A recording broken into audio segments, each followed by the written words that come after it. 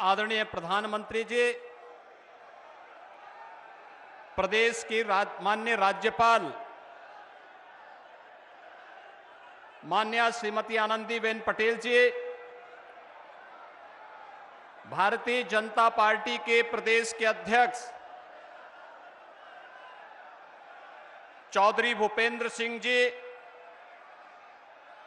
प्रदेश सरकार में उप मुख्यमंत्री श्री ब्रजेश पाठक जी, केंद्रीय मंत्री general doctor VK Singh ji, प्रदेश सरकार के मंत्री श्री अरुण सक्सेना जी, माननीय सांसदगण श्री महेश शर्मा जी, डॉक्टर भोला सिंह जी, श्री राजेंद्र अग्रवाल जी, श्री सतपाल सिंह जी, श्री सुरेंद्र सिंह नागर जी, सभी माननीय जनप्रतिनिधिगण, भारतीय जनता पार्टी के सभी पदाधिकारीगण, बुलंदशहर की आज इस धरती पर उपस्थित सभी बहनों और भाइयों, आदरणीय प्रधानमंत्री जी का उत्तर प्रदेश में आगमन 500 वर्षों के इंतजार को समाप्त करके अयोध्या में प्रभु श्री रामलला के भव्य मंदिर के उद्घाटन कार्यक्रम और रामलला की मूर्ति की प्राण प्रतिष्ठा कार्यक्रम के उपरांत पहला दौरा भी उत्तर प्रदेश वासियों का सौभाग्य है। आदरणीय प्रधानमंत्री जी का आशीर्वाद और सानिध्य उत्तर प्रदेश वासियों को बुलंदशहर की धरती पर प्राप्त हो रहा है। इस अवसर पर मैं आप सभी उपस्थित बहनों और भाइयों की ओर से उत्तर प्रदेश के 25 करोड़ जनमानस की ओर से आदरणीय प्रधानमंत्री जी का हृदय से स्वागत करता हूं, अभिनंदन करता हूं। भाइयों बहनों, उत्तर प्रदेश आज देश के अंदर विकास की प्रक्रिया के साथ तेजी के साथ आगे बढ़ता हुआ राज्य है। ये जो कुछ भी हो पा रहा है, आदरणीय प्रधानमंत्री जी की कृपा, उनके आशीर्वाद, उनका मार्गदर्शन और उनका नेतृत्व एक नए भारत के निर्माण की दिशा में जिस यशस्वी नेतृत्व के रूप में आज हम सब भारतवासियों को प्राप्त हुआ है, एक नए भारत का दर्शन न केवल 140 करोड़ भारतवासी कर रहे हैं, बल्कि दुनिया भी इस अद्भुत, अविस्मरणीय और अलौकिक अवसर से आज देख करके अचंभित है और भारत की ओर आकर्षित हो रही है। ये हम सबका सौभाग्य है कि हमारे पास प्रधानमंत्री के रूप में और अपने यशस्वी नेता के रूप में मोदी जी जैसा लोकप्रिय नेतृत्व हम सबके साथ में है और उनका मार्गदर्शन और नेतृत्व हमको प्राप्त हो रहा है। आज भी आपने देखा होगा, आपका स्नेह प्रधानमंत्री जी को मौसम की विपरीत परिस्थितियों का सामना करते हुए भी दिल्ली से बाई रोड, आपने पहले कभी नहीं देखा होगा कि कोई प्रधानमंत्री बाई रोड जनता जनार्दन के साथ संवाद बनाने के लिए आ रहा हो। और आज दिल्ली से बाई रोड प्रधानमंत्री जी सड़क मार्ग से हमारे बीच में आए हैं। मैं इस आयोजन के अवसर पर भाइयों बहनों प्रधानमंत्री जी का हृदय से अभिनंदन करता हूं, स्वागत करता हूं। आज हम सब जान रहे हैं, 3 दिन पहले अयोध्या का अद्भुत, अलौकिक और विस्मरणीय कार्यक्रम पूरे भारतवासियों ने और पूरी दुनिया ने देखा है। लेकिन साथ साथ इस अद्भुत और विस्मरणीय कार्यक्रम के उपरांत अयोध्या के बाद बुलंदशहर पश्चिमी उत्तर प्रदेश वासियों को आज प्रधानमंत्री जी का मार्गदर्शन प्राप्त होगा और उपहार स्वरूप आज पौष पूर्णिमा भी है। 21,000 करोड़ रुपए से अधिक की परियोजनाओं का सौगात भी उत्तर प्रदेश वासियों को प्राप्त हो रहा है। भाइयों बहनों, कोई सोचता था उत्तर प्रदेश में हर जिले में मेडिकल कॉलेज होगा? कोई सोचता था? पहले तो मीटर गेज को ब्रॉड गेज करने में ही दिक्कतें होती थी, पैसा ही नहीं मिलता था। आज चौथी रेलवे लाइन भी, उसका भी लोकार्पण प्रधानमंत्री जी करने जा रहे हैं। फ्रेट कॉरिडोर के एक सेक्शन का उद्घाटन भी प्रधानमंत्री जी के कर कमलों से होने जा रहा है और भी तमाम परियोजनाओं का लोकार्पण और शिलान्यास। वह गरीबों के लिए जुड़ी हुई आवासीय योजनाएं भी हैं, इंफ्रास्ट्रक्चर से जुड़ी हुई 4 लेन 6 लेन की सड़कों का भी है, बुनियादी सुविधाओं से जुड़ी हुई योजनाएं भी हैं।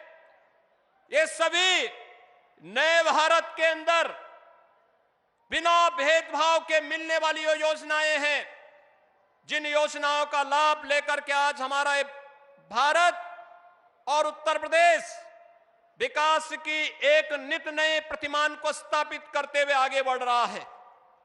भाइयों बहनों, मैं इस अवसर पर आदरणीय प्रधानमंत्री जी का आभार भी व्यक्त करता हूं और अभिनंदन भी करता हूं कि उन्होंने पिछले 3 दिनों में 2 महत्वपूर्ण निर्णय लिए।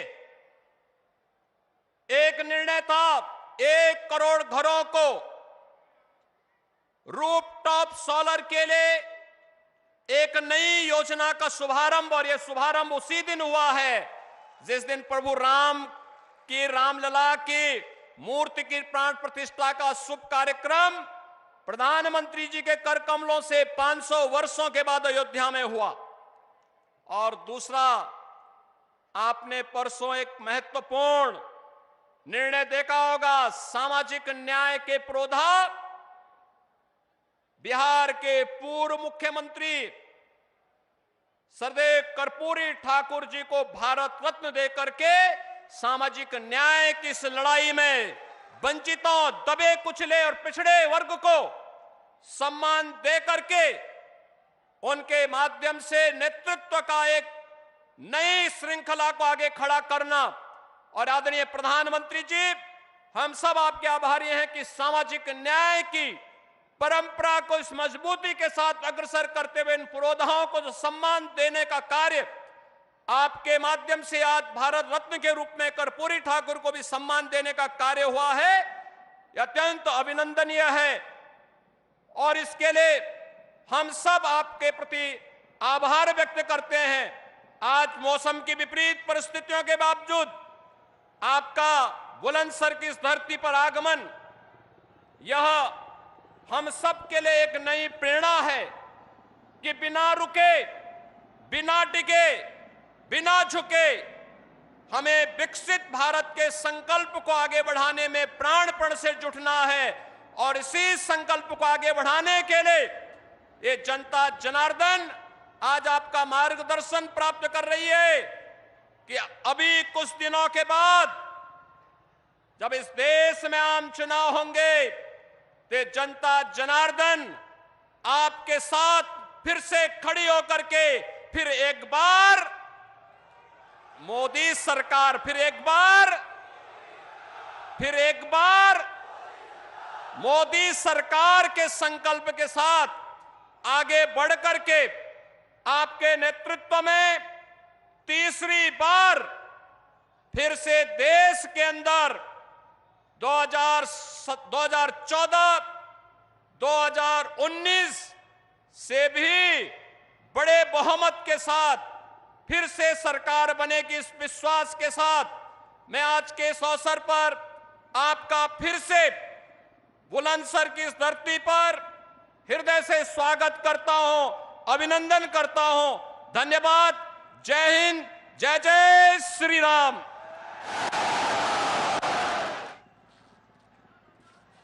बहुत बहुत धन्यवाद माननीय मुख्यमंत्री महोदय। और अब मैं माननीय प्रधानमंत्री जी से हम सब की तरफ से सादर अनुरोध करती हूं कि बटन दबाकर 20,000 करोड़ की विभिन्न परियोजनाओं का लोकार्पण और शिलान्यास करें। ये योजनाएं हैं रेल, सड़क, जल शक्ति, पाइपलाइन व औद्योगिक विकास से जुड़ी।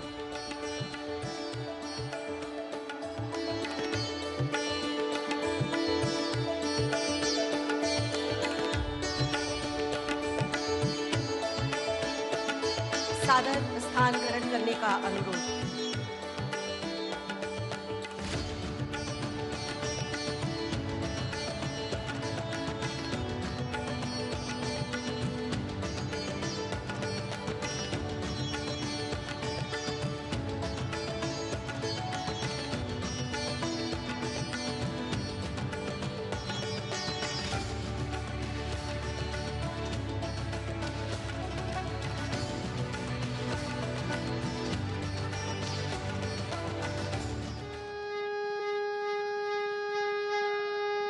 विभिन्न विकास परियोजनाएं, आइए देखते हैं इस पर आधारित एक शॉर्ट फिल्म। राम राम जय राजा राम, राम राम जय सीता राम, राम राम जय राजा राम, राम राम जय सीता राम, राम राम जय राजा राम, राम राम जय सीता राम, राम राम जय राजा राम, राम राम जय सीता राम, राम राम जय राजा राम, राम राम जय सीता राम, राम राम जय राजा राम, राम राम जय सीता राम।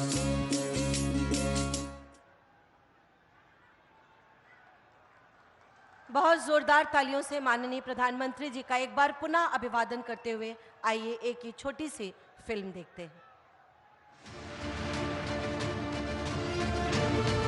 उत्तर प्रदेश यानी देश की आध्यात्मिक विरासत को सहेजने वाला राज्य और भारत की आर्थिक व औद्योगिक प्रगति का प्रतीक।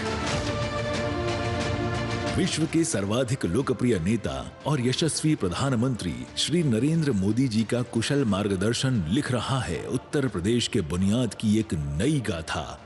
अब आप सभी के सहयोग से, उत्तर प्रदेश सरकार की सक्रिय भागीदारी से यूपी के विकास का सपना अब साकार होता दिख रहा है। इसी क्रम में उत्तर प्रदेश में आज किया जा रहा है रेल, सड़क, पेट्रोलियम, जल शक्ति और वाणिज्य एवं उद्योग मंत्रालय की 19,000 करोड़ रुपए से अधिक की परियोजनाओं का राष्ट्र को समर्पण।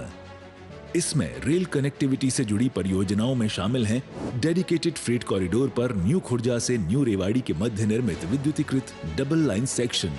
डेडिकेटेड फ्रेट कॉरिडोर पर निर्मित इस सेक्शन के शुरू होने से भारी माल वहन क्षमता वाली फ्रेट ट्रेनों का तीव्र गति से हो सकेगा संचालन। इसके साथ ही आज मथुरा और पलवल के बीच नवनिर्मित चौथी रेल लाइन और गाजियाबाद में चिपियाना बुजुर्ग से दादरी के बीच नवनिर्मित चौथी रेल लाइन का भी किया जा रहा है राष्ट्र को समर्पण। इन रेल खंडों की मल्टी ट्रैकिंग से क्षेत्र के दैनिक यात्रियों को होगा लाभ। इसके साथ ही आज दिखाई जा रही है डीएफसी पर न्यू खुर्जा और न्यू रेवाड़ी के मध्य 2 मालगाड़ियों के परिचालन को हरी झंडी। आज जिन सड़क परियोजनाओं का राष्ट्र को समर्पण किया जा रहा है उनमें शामिल हैं राष्ट्रीय राजमार्ग 91 पर अलीगढ़ कानपुर सेक्शन अलीगढ़ भदवास की 4 लेनिंग। इससे ताला नगरी अलीगढ़ एवं इत्र नगरी कन्नौज के उद्यमियों, निर्यातकों और कामगारों को मिलेगी दिल्ली तक सीधी रोड कनेक्टिविटी। राष्ट्रीय राजमार्ग 709A पर मेरठ से करनाल बॉर्डर तक वाया शामली सड़क का चौड़ीकरण और सुदृढ़ीकरण। इसके निर्माण से मेरठ और हरियाणा राज्य के बीच स्थापित होगा बेहतर सड़क संपर्क। राष्ट्रीय राजमार्ग 709AD पर शामली मुजफ्फरनगर सेक्शन की 4 लेनिंग। इससे हरिद्वार एवं चारधाम यात्रा के लिए आवागमन होगा सुगम। आज शुरू की जाने वाली सीवरेज सिस्टम की परियोजनाओं में शामिल हैं मथुरा सीवरेज योजना का पुनर्स्थापन व नवीनीकरण और STP, एवं मुरादाबाद रामगंगा सीवरेज प्रणाली और एसटीपी फेज 1। इनसे मथुरा में यमुना एवं मुरादाबाद में रामगंगा में जल प्रदूषण कम करने में मिलेगी मदद। इसके साथ ही आज किया जा रहा है इंडियन ऑयल की टूंडला गौरिया पाइपलाइन परियोजना का उद्घाटन। इससे मथुरा और बरौनी रिफाइनरियां आपस में जुड़ेंगी। साथ ही कम लागत में हो सकेगा पेट्रोलियम उत्पादों का सुरक्षित पर्यावरण अनुकूल परिवहन व वितरण। आज माननीय प्रधानमंत्री जी द्वारा किया जा रहा है उत्तर प्रदेश के ग्रेटर नोएडा में इंटीग्रेटेड इंडस्ट्रियल टाउनशिप का राष्ट्र को समर्पण।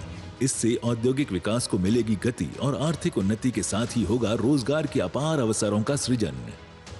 इन परियोजनाओं से न सिर्फ उत्तर प्रदेश के विकास को मिलेगी गति, बल्कि विकसित और नए भारत का संकल्प भी होगा सिद्ध।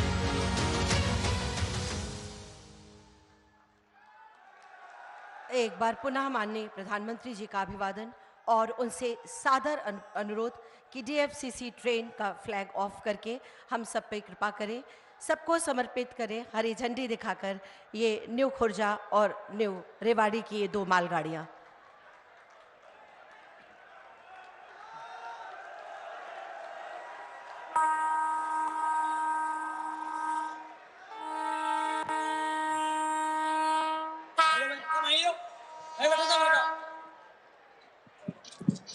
कैमरा पे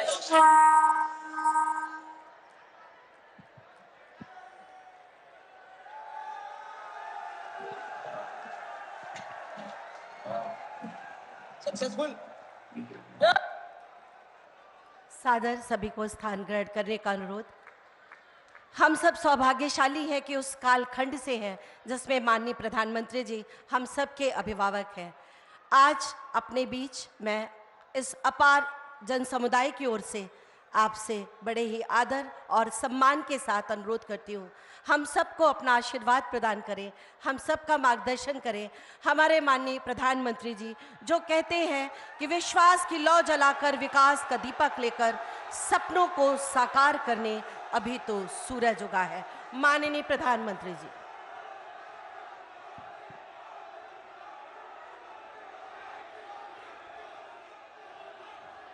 भारत माता की,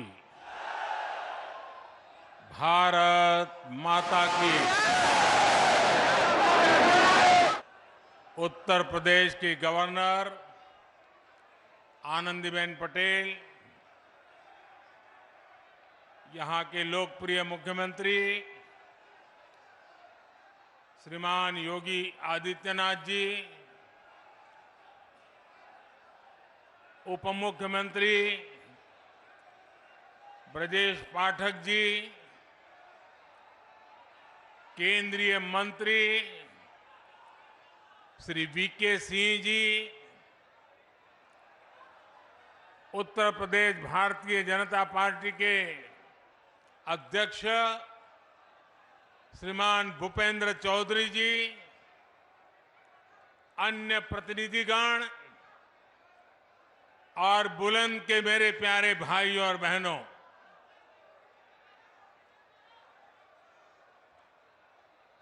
आपका ये प्यार और ये विश्वास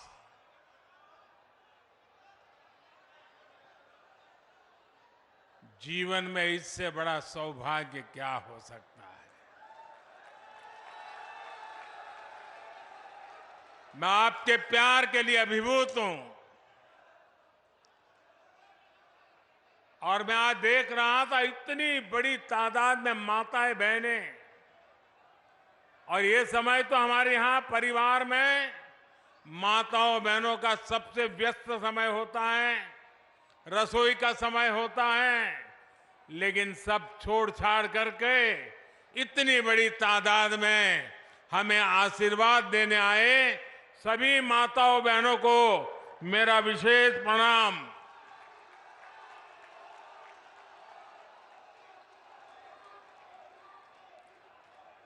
बाईस तारीख को अयोध्या धाम में प्रभु श्री राम के दर्शन हुए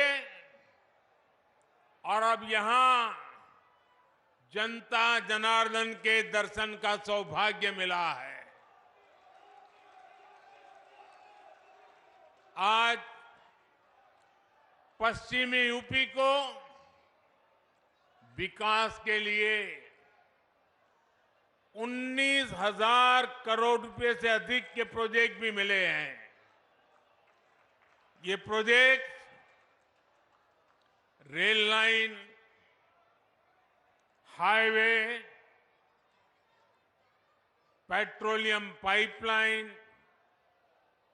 पानी, सीवेज, मेडिकल कॉलेज और औद्योगिक शहर से जुड़े हुए हैं। आज यमुना और रामगंगा की स्वच्छता से जुड़े प्रोजेक्ट का भी लोकार्पण हुआ है। मैं बुलंदशहर सहित पश्चिमी उत्तर प्रदेश के सभी मेरे परिवारजनों को इसके लिए बहुत बहुत बधाई देता हूं।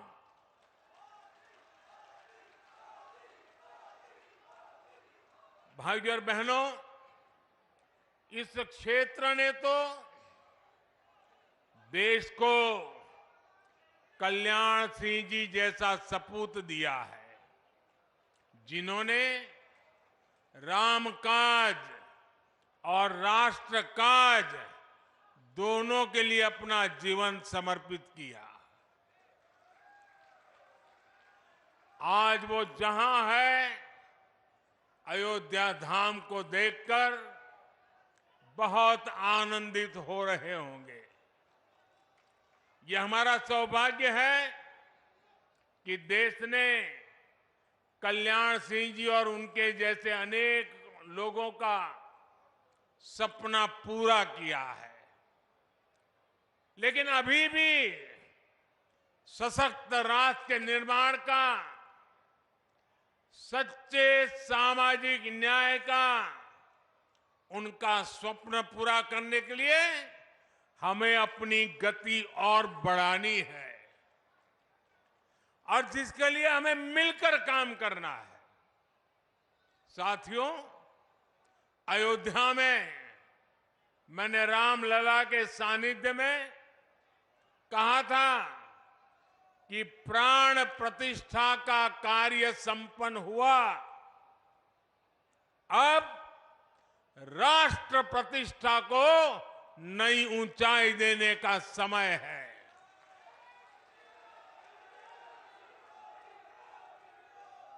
हमें देव से देश और राम से राष्ट्र के मार्ग को और प्रशस्त करना है। हमारा लक्ष्य साल 2047 तक भारत को विकसित राष्ट्र बनाना है, और लक्ष्य बड़ा हो तो उसके लिए हर साधन जुटाना होता है, सबको मिलकर के प्रयास करना पड़ता है। विकसित भारत का निर्माण भी यूपी के तेज विकास के बिना संभव नहीं है। इसके लिए हमें खेत खलिहान से लेकर ज्ञान, विज्ञान, उद्योग, उद्यम तक हर शक्ति को जगाना है। आज का ये आयोजन इसी दिशा में एक और कदम है, बड़ा कदम है, महत्वपूर्ण कदम है। साथियों, आजादी के बाद के दशकों में लंबे समय तक भारत में विकास को सिर्फ कुछ ही क्षेत्रों में सीमित रखा गया। देश का एक बहुत बड़ा हिस्सा विकास से वंचित रहा। इसमें भी उत्तर प्रदेश, जहां देश की सबसे अधिक आबादी बसती थी, उस पर उतना ध्यान नहीं दिया गया।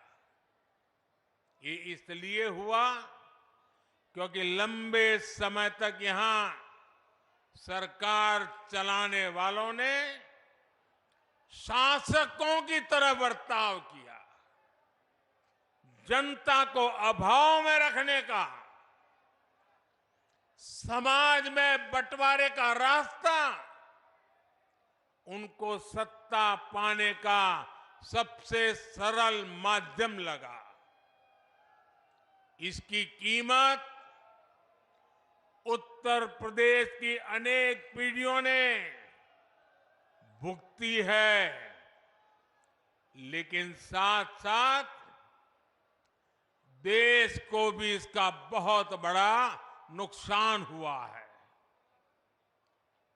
जब देश का सबसे बड़ा राज्य ही अगर कमजोर हो तो देश कैसे ताकतवर हो सकता था? आप मुझे बताइए, क्या देश ताकतवर हो सकता है क्या? उत्तर प्रदेश को पहले ताकतवर बनाना होगा कि नहीं बनाना होगा?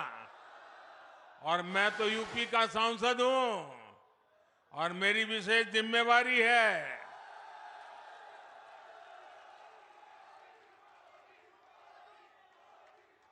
मेरे परिवारजनों, 2017 में डबल इंजन की सरकार बनने के बाद से यूपी में पुरानी चुनौतियों से निपटने के साथ ही आर्थिक विकास को नई गति दी है। आज का कार्यक्रम हमारी इस प्रतिबद्धता का प्रमाण है। आज भारत में 2 बड़े डिफेंस कॉरिडोर पर काम चल रहा है। उनमें से एक यूपी में, पश्चिमी यूपी में बन रहा है। आज भारत में नेशनल हाईवे का तेजी से विकास हो रहा है। उसमें से अनेक पश्चिमी यूपी में बन रहे हैं। आज हम यूपी के हर हिस्से को आधुनिक एक्सप्रेसवे से कनेक्ट कर रहे हैं। भारत का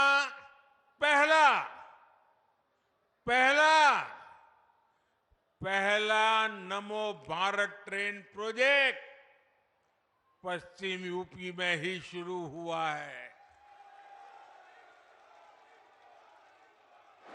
यूपी के कई शहर मेट्रो सुविधा से जुड़ रहे हैं। यूपी ईस्टर्न और वेस्टर्न डेडिकेटेड फ्रेट कॉरिडोर्स का हब बन रहा है। और ये बात बहुत बड़ी है साथियों। आने वाली शताब्दियों तक इसका महात्म्य रहने वाला है, जो आपके नसीब में आया है। जब जेवर इंटरनेशनल एयरपोर्ट बनकर तैयार हो जाएगा तो इस क्षेत्र को एक नई ताकत, नई उड़ान मिलने वाली है। साथियों, सरकार के प्रयासों से आज पश्चिमी उत्तर प्रदेश रोजगार देने वाले प्रमुख सेंटर में से एक बन रहा है।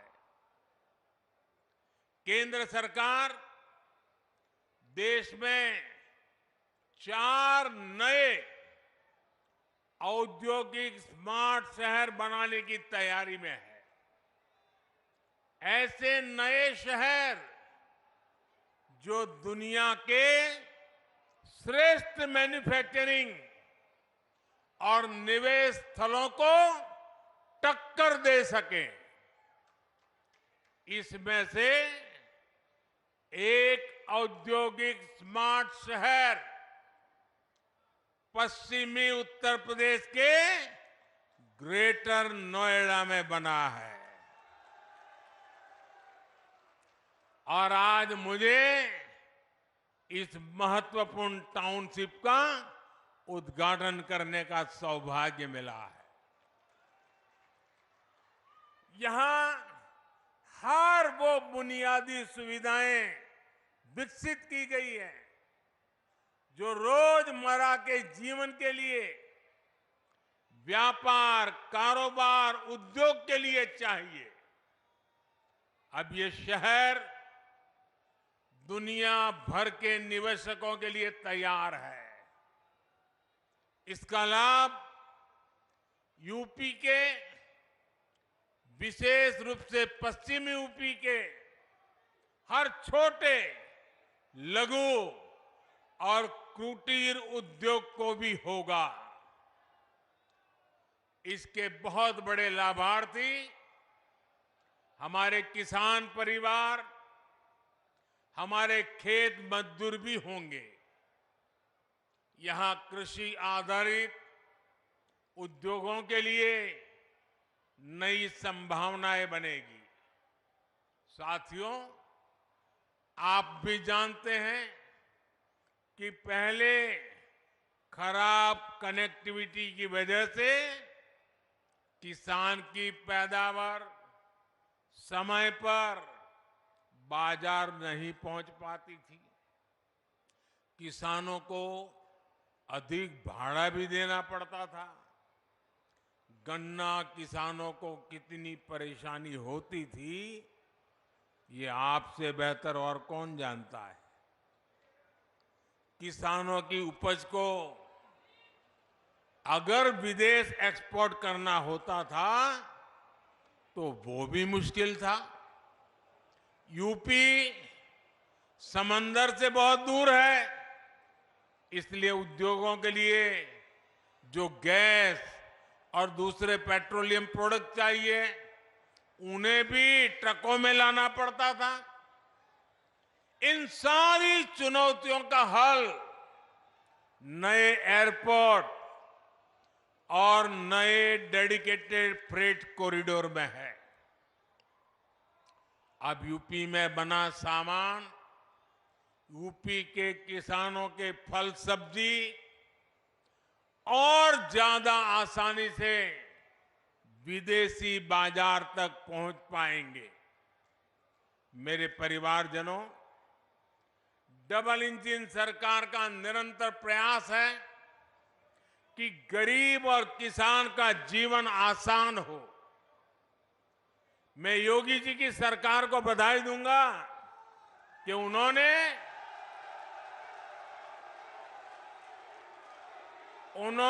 नए पेराई सत्र के लिए गन्ने का मूल्य और बढ़ा दिया है।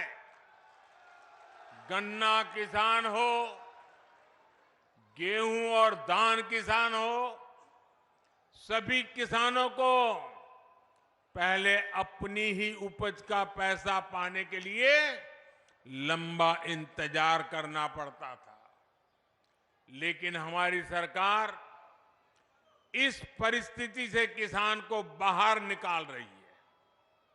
हमारी सरकार ने ये सुनिश्चित किया है, मंडी में अनाज बेचने पर किसान का पैसा सीधे किसान के बैंक अकाउंट में जाना चाहिए। डबल इंजन सरकार ने गन्ना किसानों से जुड़ी समस्याओं को भी लगातार कम करने का प्रयास किया है। गन्ना किसानों की जेब में ज्यादा से ज्यादा पैसे जाएं, इसके लिए हमारी सरकार इथेनॉल बनाने पर बल दे रही है। इस वजह से किसानों को हजारों करोड़ रुपए अतिरिक्त मिले हैं। साथियों, किसानों का हित हमारी सरकार की सर्वोच्च प्राथमिकता है। आज सरकार हर किसान परिवार के इर्द गिर्द एक पूरा सुरक्षा कवच बना रही है। किसानों को सस्ती खाद मिलती रहे, इसके लिए बीते वर्षों में हमारी सरकार ने लाखों करोड़ रुपए खर्च किए हैं। दुनिया में आज यूरिया की जो बोरी 3,000 रुपए तक की मिल रही है, भारत के किसानों को 300 रुपए से भी कम में मिल रही है।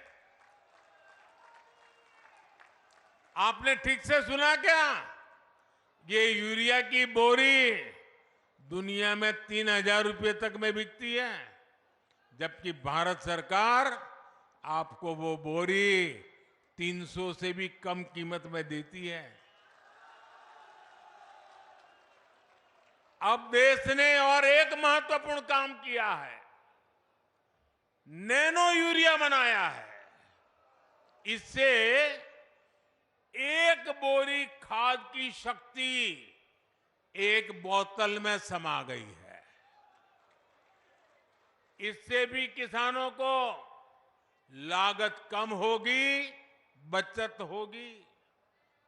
सरकार ने करोड़ों किसानों के खातों में पीएम किसान सम्मान निधि के 3.25 लाख करोड़ रुपए भी ट्रांसफर किए हैं। मेरे परिवारजनों, कृषि और कृषि आधारित अर्थव्यवस्था के निर्माण में हमारे किसानों का योगदान हमेशा से अभूतपूर्व रहा है। हमारी सरकार सहकारिता के दायरे को भी लगातार बढ़ा रही है। पैक्स हो, कोऑपरेटिव सोसाइटी हो, किसान उत्पाद संघ एफपीओ हो, इनको गांव-गांव तक पहुंचाया जा रहा है। ये छोटे किसानों को बाजार की बड़ी ताकत बन रहा है। खरीद बिक्री हो, लोन हो, कोई फूड प्रोसेसिंग उद्योग हो, एक्सपोर्ट हो, ऐसे हर काम के लिए किसानों की सहकारी संस्थानों को प्रोत्साहित किया जा रहा है। ये छोटे से छोटे किसान को भी सशक्त करने का एक बहुत बड़ा माध्यम बन रही है। किसानों की एक बहुत बड़ी समस्या भंडारण की सुविधा के अभाव की भी रही है। हमारी सरकार ने भंडारण की सुविधाओं के निर्माण के लिए दुनिया की सबसे बड़ी योजना शुरू की है। इसके तहत पूरे देश में कोल्ड स्टोरेज का, भंडारण का नेटवर्क तैयार किया जा रहा है। साथियों, हमारा प्रयास है कि खेती किसानी को आधुनिक तकनीक से जोड़ा जाए। इसमें भी गांव में हमारी नारी शक्ति के माध्यम एक बहुत बड़ी ताकत बन सकता है और उस दिशा में हम काम कर रहे हैं। केंद्र सरकार ने नमो ड्रोन दीदी योजना शुरू की है। इससे महिलाओं के स्वयं सहायता समूहों को ड्रोन पायलट की ट्रेनिंग दी जा रही है। उन्हें ड्रोन दिए जा रहे हैं। भविष्य में ये नमो ड्रोन दीदी ग्रामीण अर्थव्यवस्था और खेती किसानी की बहुत बड़ी ताकत बनने जा रही है। साथियों, किसानों के लिए जितना हमारी सरकार ने काम किया है उतना पहले किसी सरकार ने नहीं किया है। बीते 10 वर्षों में जन कल्याण की हर योजना का सीधा लाभ हमारे छोटे किसानों को मिला है। करोड़ों पक्के घर बने हैं तो इनके बहुत बड़े लाभार्थी छोटे किसान और खेत मजदूर है। गांवों के करोड़ों घरों में पहली बार टॉयलेट बने हैं। पहली बार गांव के करोड़ों घरों में नल से जल पहुंचा है। इसका लाभ सबसे अधिक किसान परिवारों की मेरी माताओं बहनों को ही तो मिला है। पहली बार किसानों और खेत मजदूरों को भी पेंशन की सुविधा मिली है। पीएम फसल बीमा योजना से किसानों को मुश्किल समय में मदद मिली है। फसल खराब होने पर किसानों को 1.5 लाख करोड़ रुपए से ज्यादा दिए गए हैं। मुफ्त राशन हो, मुफ्त इलाज हो, इसके ज्यादातर लाभार्थी गांव के मेरे किसान परिवार और खेत मजदूर ही है। हमारा प्रयास है कि कोई भी लाभार्थी सरकार की योजना से वंचित न रहे। इसके लिए मोदी की गारंटी वाली गाड़ी गांव-गांव आ रही है। यूपी में भी लाखों लोग इस गारंटी वाली गाड़ी से जुड़े हैं। भाइयों और बहनों, मोदी की गारंटी है कि जल्द से जल्द देश के हर नागरिक को उसके लिए बनी सरकारी योजना का लाभ मिले। आज देश मोदी की गारंटी को गारंटी पूरा होने की गारंटी मानता है, क्योंकि हमारी सरकार जो कहती है वो करके दिखाती है। आज हमारा पूरा प्रयास है कि सरकार की योजना का लाभ हर लाभार्थी तक पहुंचे। इसलिए मोदी सैचुरेशन की गारंटी दे रहा है, 100% की गारंटी दे रहा है। जब सरकार 100% लाभार्थियों तक पहुंचती है तो किसी भेदभाव की गुंजाइश नहीं रह जाती। जब सरकार 100% लाभार्थियों तक पहुंचती है तो किसी भ्रष्टाचार की गुंजाइश भी नहीं रह जाती। और यही सच्चा सेक्युलरिज्म है, यही सच्चा सामाजिक न्याय है। गरीब किसी भी समाज में हो, उसकी जरूरतें उसके सपने समान है। किसान किसी भी समाज को हो, उसकी जरूरतें उसके सपने एक जैसे हैं।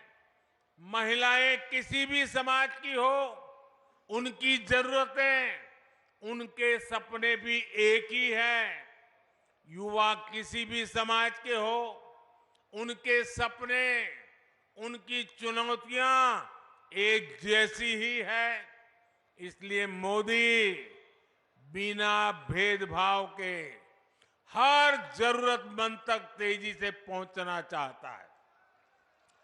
आजादी के बाद लंबे समय तक कोई गरीबी हटाओ का नारा देता रहा, कोई सामाजिक न्याय के नाम पर झूठ बोलता रहा, लेकिन देश के गरीबों ने देखा कि सिर्फ कुछ परिवारों के घर अमीरी आई, कुछ ही परिवारों की राजनीति फली फूली। सामान्य गरीब, दलित, पिछड़ा तो अपराधियों और दंगों से सहमा हुआ था।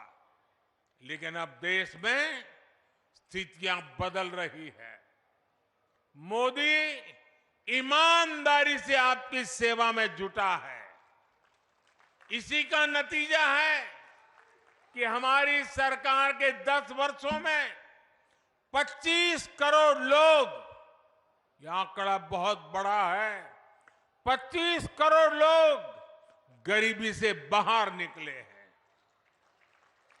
जो बाकी बचे हैं उन्हें भी उम्मीद जगी है कि वे भी जल्द ही गरीबी को परास्त कर देंगे।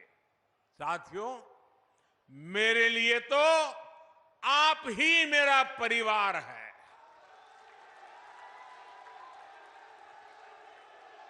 आपका सपना ही मेरा संकल्प है।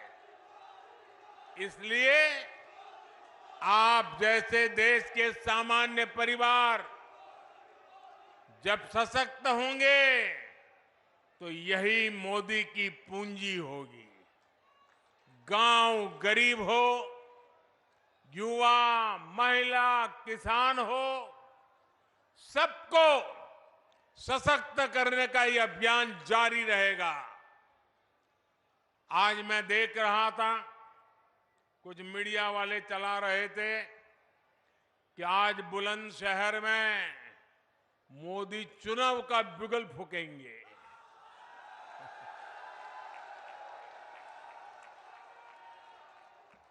मोदी तो विकास का बिगुल फूंकता रहता है। मोदी तो समाज के आखिरी व्यक्ति के कल्याण के लिए बिगुल फूंकता रहता है। मोदी को न पहले जरूरत थी, न आज जरूरत है, न आगे जरूरत है चुनाव के बिगुल फूंकने की। मोदी के लिए तो ये जनता जनार्दन बिगुल फूंकती रहती है। और जब जनता जनार्दन बिगुल फूंकती है तो मोदी को अपना समय उस बिगुल फूंकने में नहीं लगाना पड़ता। उसको तो अपना समय जनता जनार्दन के चरणों में बैठ करके सेवा भाव से काम करने में उसका समय लगा रहता है।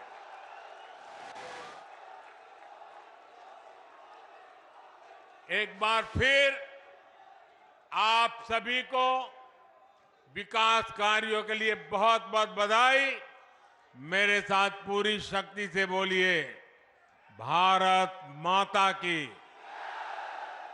शाबाश। भारत माता की। भारत माता की।